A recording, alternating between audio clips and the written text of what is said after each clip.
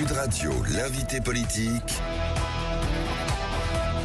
Jean-Jacques Bourdin. Il est 8h36, notre invité Antoine Armand, ministre de l'économie, des finances et de l'industrie. Antoine Armand, bonjour. Bonjour. Merci d'être avec nous. J'ai plusieurs questions, mais je vais commencer avec la réquisition, les réquisitions, enfin le réquisitoire contre Marine Le Pen et contre tous les prévenus dans le procès des dirigeants du Front National. Je dis Front National puisqu'à l'époque c'était le Front National. Antoine Armand, est-ce choquant que Marine Le Pen soit inéligible? Et Jean-Jacques Bourdin, je suis ministre de la République et la séparation des pouvoirs. Vous comprendrez que je ne peux pas commenter une décision de justice et encore moins une procédure de justice en cours. Bon, je vous dis ça parce que Gérald Darmanin, lui, n'hésite pas à dire que c'est choquant. Vous comprenez que Darmanin puisse dire c'est choquant qu'elle ne puisse pas se présenter en 2027 ? Chacun s'exprime, il y a des parlementaires, des anciens ministres qui s'expriment. Si je ne commente pas la procédure de justice, je ne commente pas non plus les débats afférents à cette procédure. Bien, Antoine Armand, vous êtes ministre de l'économie. Le Mercosur, l'Union européenne va-t-elle signer la semaine prochaine au G20 l'accord entre l'Union européenne et le Mercosur, ces 5 pays d'Amérique du Sud? Jean-Jacques Bourdin, je vais essayer de le dire très simplement. Dans les conditions actuelles, le Mercosur, c'est non. C'est non parce que c'est nos agriculteurs et nos éleveurs en particulier qui seraient directement touchés, qui seraient directement affectés par l'arrivée de viande et notamment bovine dans des conditions absolument défavorables et déloyales. C'est non parce que climatiquement, cet accord ne respecte pas les standards que nous nous sommes fixés, que l'Union européenne s'est fixée. Est-il vrai que la France a passé un accord avec la Pologne, les Pays-Bas et l'Autriche pour bloquer l'accord et créer en quelque sorte une minorité de blocage? Et ce que je peux vous dire, c'est que je ne fais pas que dire sur les plateaux de télévision ou de radio que le Mercosur, c'est non. C'est qu'on s'organise avec les pays européens pour faire comprendre le danger que représenterait cet accord. Donc vous êtes en train de constituer une minorité de blocage. Et la France est totalement déterminée. Et quand je dis totalement, ça passe par les éléments que vous avez mentionnés, à ce que le Mercosur ne soit pas signé en l'état. Ça veut dire que nous sommes en train de créer une minorité de blocage avec d'autres pays d'Europe. Ça veut dire qu'on utilise tous les moyens, y compris les moyens institutionnels et de vote au niveau européen, pour que le Mercosur, en l'état, ne passe pas. Donc il n'y aura pas d'accord. En l'état, cet accord, il est inacceptable et insupportable pour nos agriculteurs. Vous le dites souvent à cette antenne, vous les faites intervenir. C'est très clair, ça doit être aussi très clair pour l'ensemble de nos compatriotes. Bien. Mais l'idée de l'accord, c'est pas une fausse information. Hein, on est bien d'accord, la France discute avec ces pays-là. Évidemment, on convainc nos partenaires qui peuvent parfois hésiter. De créer un front du refus, en quelque sorte. Et d'expliquer qu'on ne peut pas, aujourd'hui, dans la situation dans laquelle est notre agriculture, dans le combat qu'on mène pour le climat, accepter des accords qui dénaturent les engagements qu'on a pour le climat et qui découragent et qui feraient mal à notre agriculture. Le budget 2025, le Sénat examine le texte initial du gouvernement. Alors, avant d'entrer dans le détail, notamment des propositions des sénateurs, Antoine Armand, le déficit à 6,1% fin 2024, est-ce le choix du gouvernement actuel ? Je vois à quelle partie de quelle audition vous pouvez faire référence. C'est Bruno Le Maire qui l'a dit. Je vous pose la question. C'est toujours une question de choix. C'est-à-dire qu'on aurait pu, pour ne pas atteindre ce déficit, taxer rétroactivement de 20 ou 30 ou 40 milliards les Français, en leur disant à la fin de l'année 2024, on vous taxe. Est-ce que ça aurait été un choix raisonnable? Est-ce que ça aurait été un choix loyal vis-à-vis des entreprises? Non. Moi, ma responsabilité, sous l'autorité de Michel Barnier et avec mon collègue Laurent Saint-Martin, c'est de dire la vérité. C'est dire, voilà, aujourd'hui, on en est là, le déficit va atteindre 6,1% au moins à la fin de l'année. Et ma responsabilité, c'est de dire... Peut-être plus. C'est aujourd'hui... Non, je crois qu'on sera autour de 6,1%. Les prochaines semaines permettront d'établir précisément le niveau. Pourquoi je dis ça? Parce que il y a eu des écarts de prévision, il y a eu des différences de déficit. Et ma première responsabilité, c'est que la confiance soit totale entre nos concitoyens, les représentants de la nation et le gouvernement. Vous dites la vérité, quoi. Mais je fais de la transparence à chaque instant et si la situation doit évoluer, je le dirai. Si elle s'améliore, je le dirai. Si elle se dégrade, c'est-à-dire que la transparence n'a pas toujours été faite. Ça veut dire qu'on doit faire mieux. Et c'est pas pour accuser les prédécesseurs parce que ce serait trop facile. C'est simplement parce que quand vous avez 3 300 milliards de dettes et 6% de déficit, vous pouvez pas commencer vos phrases phrase par « tout va bien circuler, il n'y a rien à voir ». Oui, mais voilà ce que dit aussi Bruno Le Maire. Si toutes les mesures que nous avions préparées avaient été mises en œuvre sans délai par le nouveau gouvernement, elles auraient permis de contenir le déficit à 5,5 sans augmentation d'impôts. Est-ce vrai ? Est-ce vrai ? Toutes les mesures qui avaient été pensées par le gouvernement sur la dépense publique ont été mises en œuvre à l'arrivée de ce gouvernement. Donc il dit faux. Pas du tout, parce qu'il y avait aussi possiblement d'autres mesures qui étaient envisageables sur la fiscalité, sur la taxe sur une production d'électricité qui avait été évoquée, vous vous souvenez, y compris ici. Et nous avons fait le choix de présenter un budget pour 2025 d'efforts extrêmement importants. Mais parce qu'il nous semblait que c'était important que ces mesures, y compris celles que vous avez mentionnées, soient étudiées dans le cadre d'un débat démocratique. Un débat démocratique qui, à la fin, à l'Assemblée nationale, s'est transformé en grande foire fiscale où chacun a voulu rajouter son milliard d'impôts, qui sur une TPE, qui sur un ménage modeste, qui sur un Français qui a épargné sur l'assurance vie. Mais ce qui est important de dire, c'est 1, la transparence, et 2, oui, ça va être un budget difficile. Moi, je ne suis pas venu vous dire tout va être simple, on a 3300 milliards de dettes, on va se désendetter, mais on le fera simplement. Non, c'est difficile parce qu'il faut sortir de cette addiction à la dépense publique, au déficit qui file toujours plus. Alors, Antoine Armand, vous savez que je défends les PME et les TPE ici.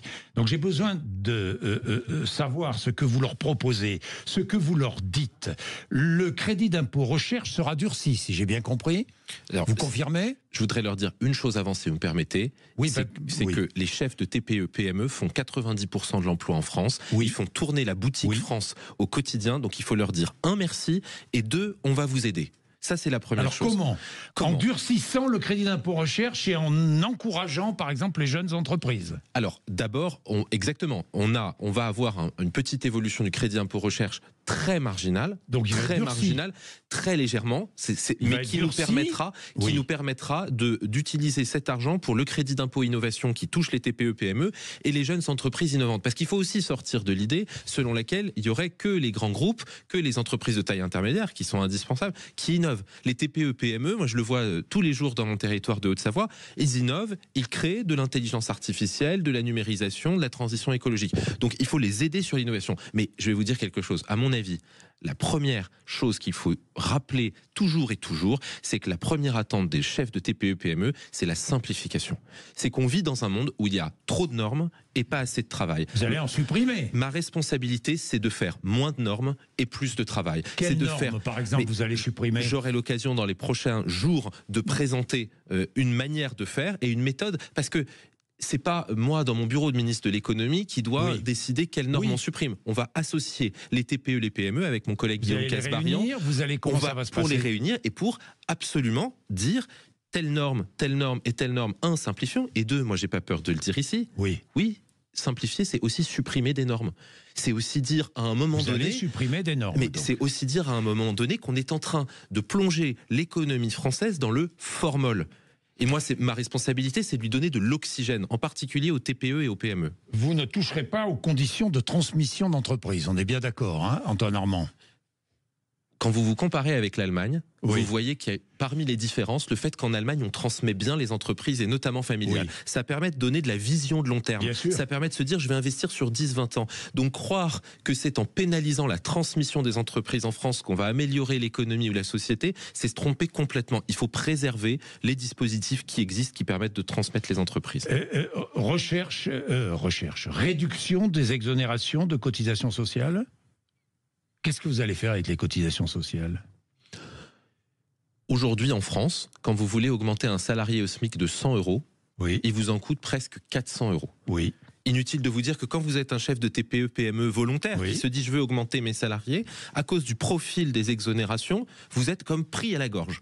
Donc ça, c'est un vrai problème qu'il faut régler. Maintenant, je le dis, on a été alerté notamment par le groupe EPR, augmenter le coût du travail au niveau du SMIC dans la période que nous traversons, ça peut avoir des conséquences. Et c'est exactement le débat. Donc vous ne réduirez pas les exonérations de cotisations sociales. C'est le débat que nous sommes en train d'avoir avec le groupe Ensemble pour la République, avec les autres groupes qui se sont manifestés. Maintenant, je dis, j'ai commencé en vous disant on a 3300 milliards de dettes, je dois le faire dans un principe de responsabilité budgétaire.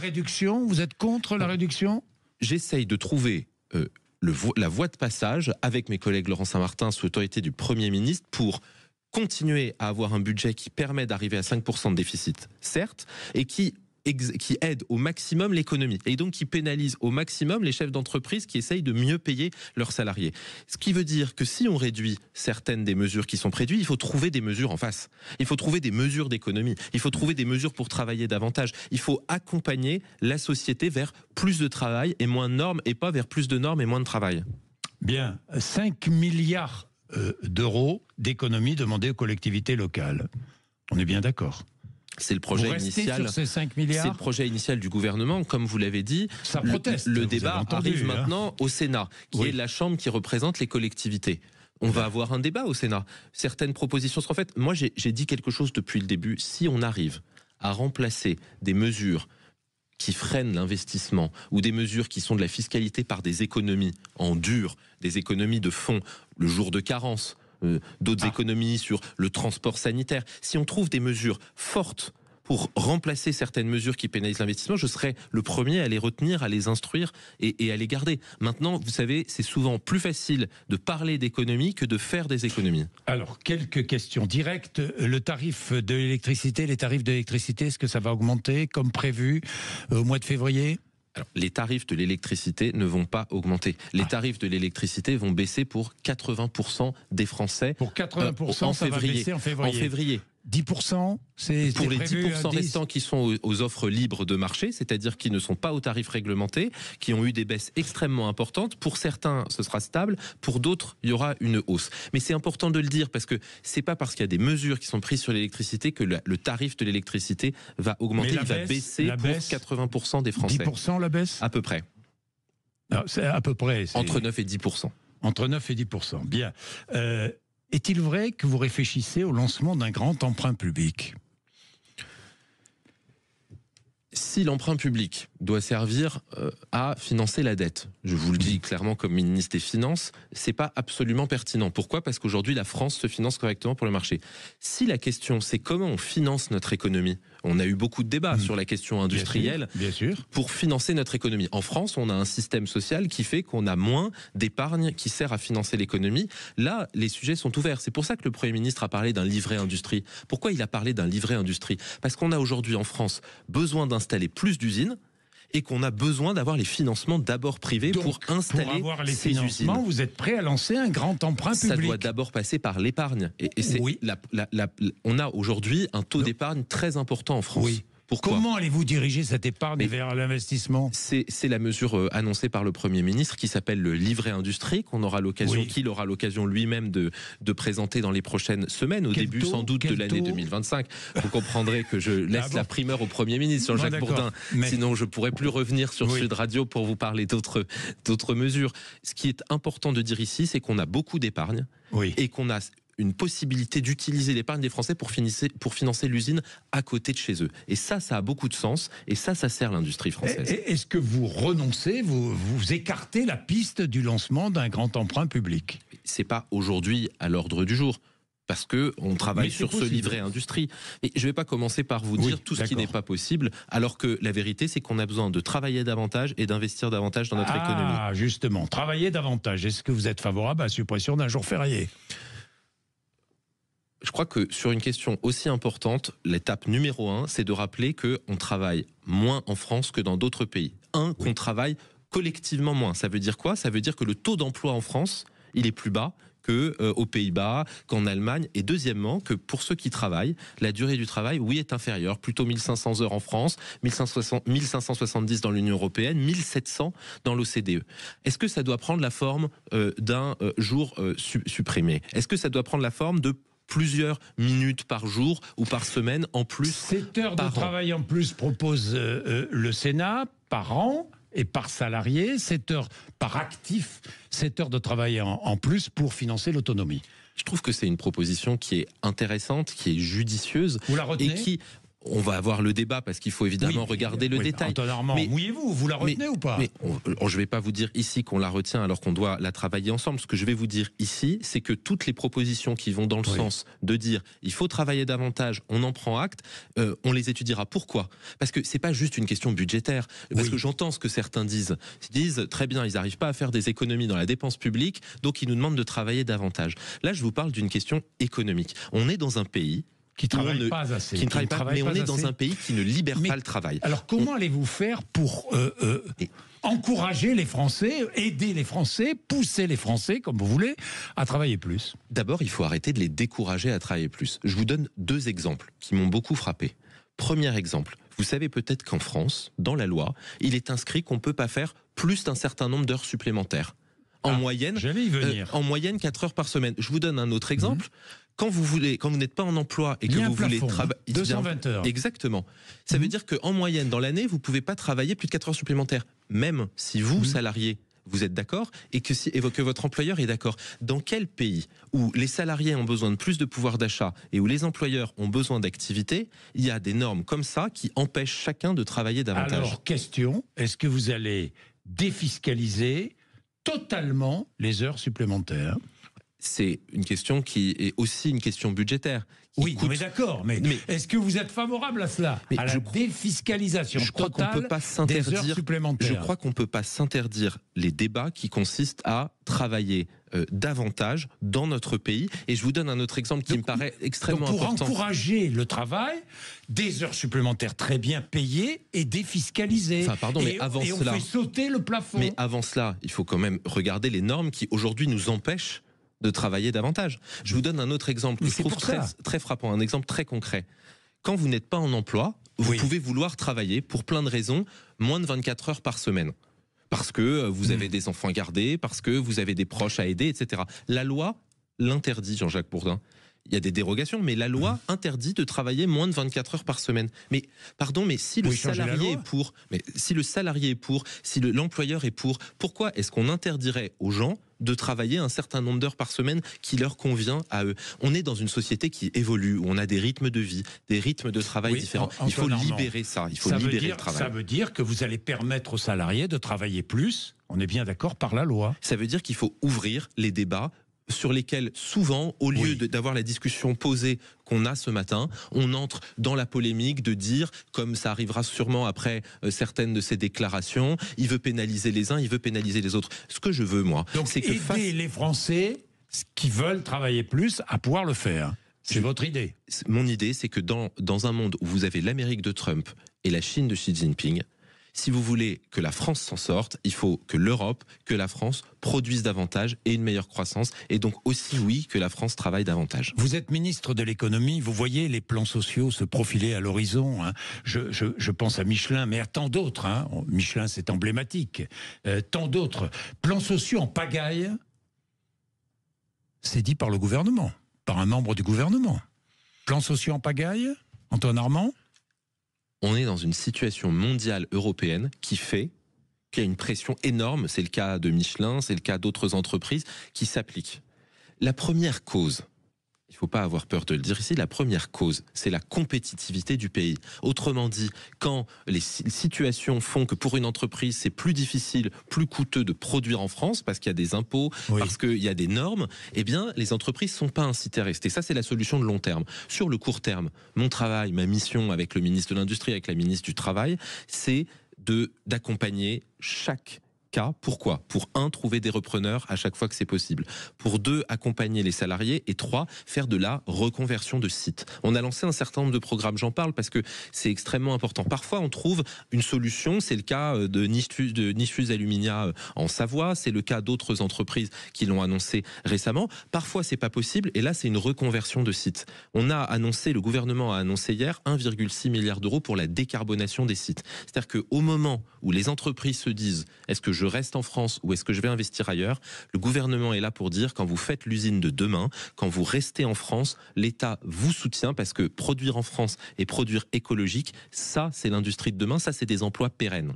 Antoine Armand, chômage à 7,4, des économistes promettent, c'est une mauvaise promesse, 8% de taux de chômage fin 2025, vous retenez ce chiffre?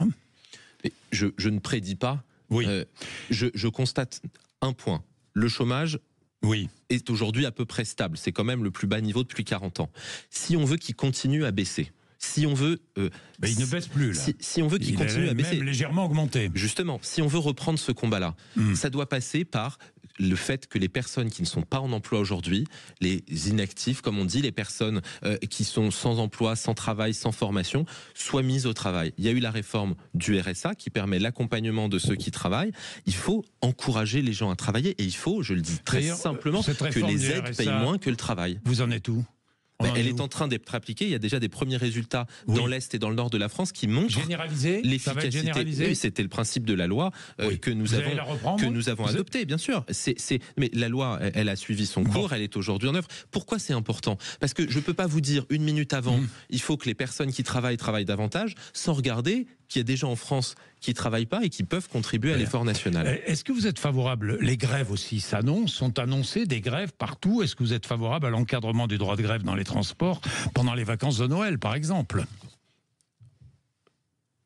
On commence toujours par dire, et on a raison de le dire, le droit de grève est un droit constitutionnel, on préserve, et je ne suis pas là pour dire qu'un tel ou un tel ne devrait pas faire grève.